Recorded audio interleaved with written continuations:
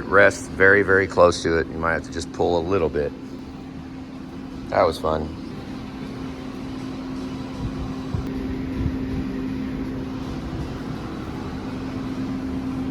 So much work goes into this.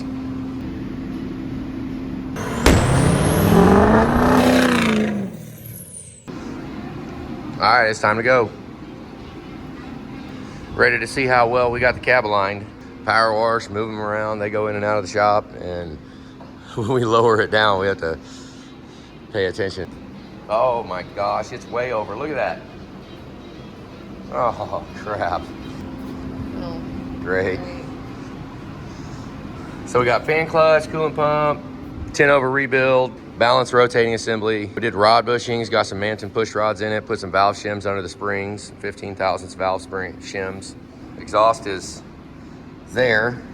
It was, finally got all the bolts loosened up and just wiggled the whole damn thing around till it came somewhat close. Now we have pretty good space under there. Transmission service, transfer case service, S&B cab mounts, got some Bilstein shocks, surfaced the surfaces on the manifolds and the head for exhaust mating. Added some wires for power distribution on both sides going directly from the alternator. And there is my wire. Right there, it goes down and around and it splits right there. I got both wires going all the way into the stud. And one goes to the left underneath everything and one goes to the right. Put it in this nice wire loom. Got some pretty hefty ends on it that I don't think they'll, I mean, they're solid. Fuel pump was all gone through. Already checked fuel pressure. We got about 68. It dropped to 66 a little bit, 66 to 68 pounds of pressure. Is about what it was running just with the fuel pump now, not consuming any fuel. Reused the glow plug wires and the glow plugs we just put, well, I say just, but they were put in 2 years ago, and it'd be a crapshoot to go ahead and replace them when none of them were bad. Because hit or miss, sometimes they could last long, long time. You get about 4 glow plugs down and this thing is gonna start rough. It's gonna start hard. So, I mean, we had none of them bad before, so we're gonna ride with them a little bit, and because we get new parts, you don't know what the heck you're gonna buy. We did put his turbo back on. Did not replace the unison ring inside the turbo. The part from Ford right now is damn near $300. So we kind of opted that money would be better suited to be set aside for buying another turbo in the future. Because I mean, it was a very minuscule mark on it, and the fact that they're wanting almost double of what they used to want for unison ring, yeah, I don't want to give them the business.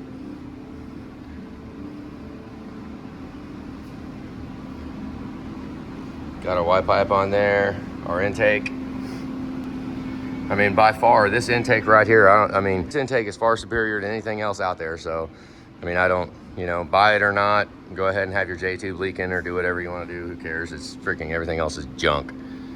This is an end-all repair right there. It is done.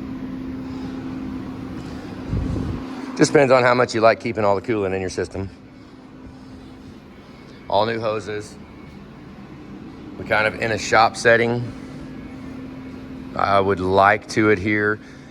Okay, remember, shop setting right here. This is, I feel that all the coolant hoses on a deal like this, if you disconnect a coolant hose, put a new freaking hose on it. Because if you put a new hose on it, that'll never freaking leak. It won't leak until, I mean, you almost have zero chance of these hoses leaking, these connections down here, until after they're taken off once.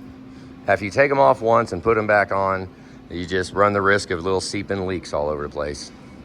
So for the investment of it, let's get a reset on them, and if the truck gods allow, we'll never separate them again. They'll be on for a long, long time. Had one broken bolt in there. We put an insert. I don't even remember what side it was.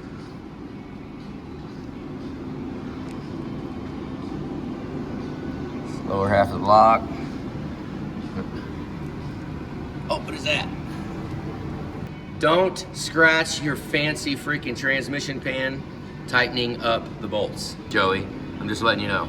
Could be worse. Get oil pumped through it, get it to where I can just bang the key and start it real quick.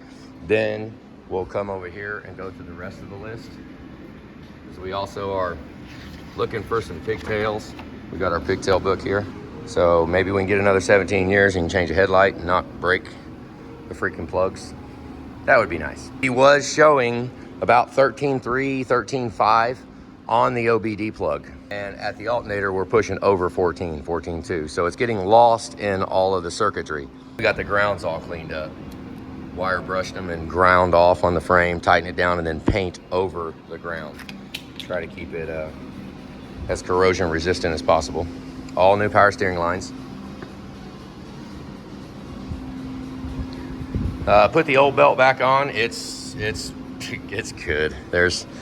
That belt got so much life left in it, it's not even funny. As long as they don't squeak. Oil or coolant on the belt, very hard to make it quick squeaking. We don't really replace belts because we're scared they're gonna break. As long as all the pulleys stay good and we don't have any bearings go bad on pulleys, I've never seen a serpentine belt just break from regular service. There's always been a reason. It won't even turn the engine over if that AC compressor is locked. That belt will hold the engine from spinning over from the starter. So I've cut a lot of belts off. Done that a lot. Cut the freaking belt off and fire the truck right up. And then they're all kinds of happy and they're like, oh cool, AC compressor, yeah. Because, you know, most of the time when your engine doesn't crank, you think, oh crap, oh no, something internal in the engine is messed up. Always the case. So let's drop this table down. I'm gonna put the air compressor, get it mounted. Hopefully it's self-explanatory. I don't quite remember exactly how it was, but I bet we get it back fine. And try to line this freaking cab up. And here's how we actually prepare it. Just one bungee. Battery cable will lay over and transmission harness and main engine harness will go back and negative grounds. Just put a lot of stuff down inside of here. And the AC, the brake lines, back to the AC. Well, I guess it depends on how long your bungee is. About even with the spring pocket would be pretty good. We're gonna go ahead and try to move the truck over a little bit now. Lower it down. If it's not right, jack it back up, push it over a little bit. Yep. It's off the ground and we can push it over a little bit. Oh goodness, it's all. Using the jack and running it in and out. This one was over a little bit. You can tell by where the witness mark of it was. This one, focus, focus. Right there. The reveal on the back. Looks pretty freaking straight. And look at that hangover of the cab right there. And then come to this side and look at that hangover of the cab. When you get that all lined up, you're good. So let's make sure the bolts all line up first before we get too carried away. Make sure we don't have to move the cab again, and then get the lift off and she's on the ground. Normally it's 15/16 and 13/16 on each side, but they have 3 bolts for 15/16 and 1 bolt for 13/16. Okay. So this one I think normally goes on the driver's side. So we can put that one on the back, the passenger side, and then we still have a 15 on the front in the middle ones. I guess we got the e-brake done, transmission, ABS. This is coated on the bottom, so all that nasty stuff I got done. Obviously I cut them and left them right there. Memory is not serving me well for what it is, but as we start going, it'll come to us. All right, we're plugging along here. Got the brakes hooked up, sector shaft, all the power steering. We got the reservoir back on. Yeah, take the reservoir off and clean it up. It's because those things are disgusting almost always. We got our power wire here that I haven't quite figured out what we're gonna do yet. Did run the wires inside the cab. We had to back up them. And the airlift power, the power for the airbags, I ran it along the fender and brought it in up there. It's Sunday and we're gonna go right now and grab an accumulator. We gotta go, it's about 20 miles away. We're gonna go grab an accumulator and a new condenser. We'll get them from O'Reilly's, it'll be Murray. Maybe get it fired up today. If everything works out, it'll fire up today. If it don't, well, then it won't. All right, it's time to take the accumulator off. Just take those out. Oversized wrenches, that way it comes off very easily. So we're doing AC, get all that buttoned up. Charge air cooler, we gotta go find a grommet that sits on those for the charge air cooler. That way we can get that put in. Some nice long needle nose. We'll see if those are even strong enough anymore. In case you was wondering, this white ring is from the factory, and when it pops off, they know that it connected. Oh, hey, what's up? I want to go the right way. push in right here. See how it's twisting like that? It's just, and then, ooh, look. Oh, let's see what we got here.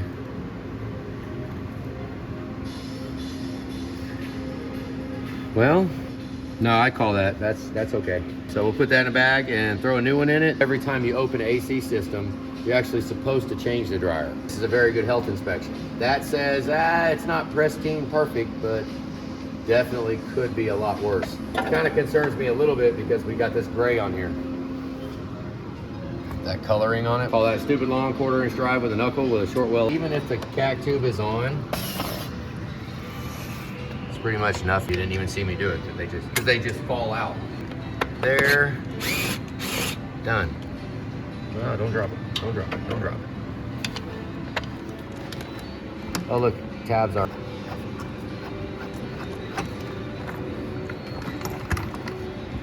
There you go. You really want to be correct. To drill a hole in the bottom of this and then see how much oil's in it.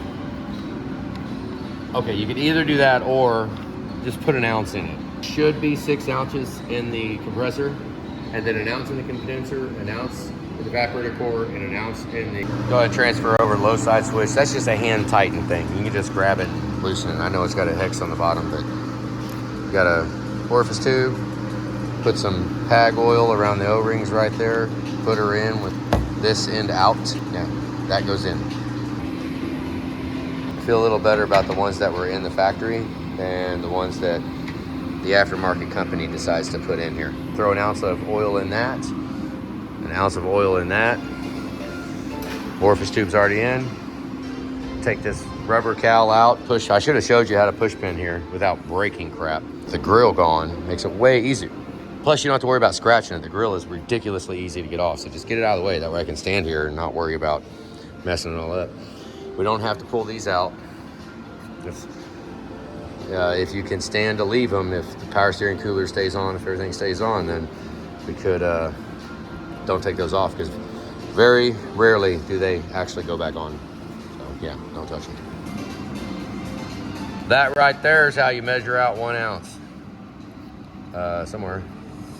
There it is, 1 ounce. And don't drip it. Then let's go in here. If you can see, that one goes all the way through. That one goes down to the bottom pipe, so I'll just put it in here. Just push it in there. There you go. Take that. She went up to the barn. It's physically cold. It's cold. So I clean it out. At least we got one that's not stretched all out, all crazy like that one. Yeah, there you go. Go ahead and wipe it out, WD-40 something. Or go clean it, go ultrasonic it. Hell, I guess I'm making brand new.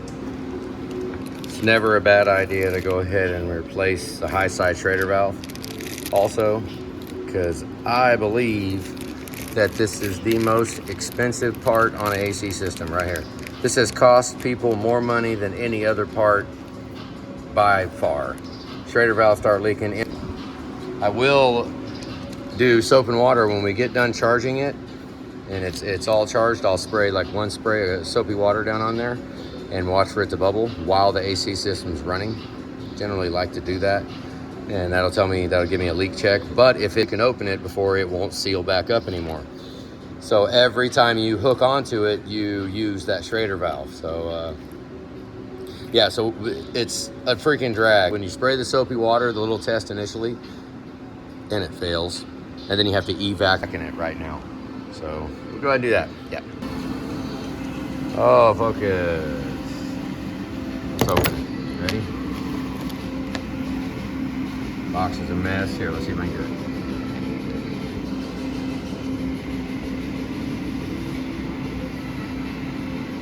That's what it does. Little rubber seal right there. Let all your Freon go. Every time you hook to it to charge, vac it, it opens that valve. And then when you get done, it closes it back up. Yeah, let's not take a chance on them being old and not sealing. We do go ahead. I mean, we have Motorcraft ones here. Might as well. It's time. Let's put this aluminum thing in here and let's see if it fits. Yeah. So what do you think the percentage is? that this piece right here does not make it back on most jobs. Well, I know that most of the ones I see are non-existent. And this thing, for some crazy reason, okay, when you put this clamp on that holds the two lines separated, the holding clip goes down. Well, it comes factory down. Yeah, it makes it a pain in the ass, but yeah, you can do that. Oh, it's stuff like this. All right, these are a little big, but they go in, they work. But this, you little bastard. So let's, no. So I'm gonna go ahead and cut it off because this kind of, yeah, I want that to be right. Ah, damn it. In case you was wondering, this is how you should fill your cooling system, especially after. Back it down.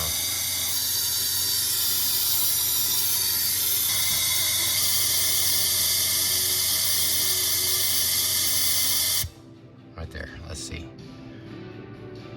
I'm off of it. This is leak checking right now. It looks pretty good to me. Holding strong. So now we just turn this valve right here and it sucks coolant in. So yeah, we don't make a big old mess. Looks like we're sealed up tight though. Good deal. Holy crap.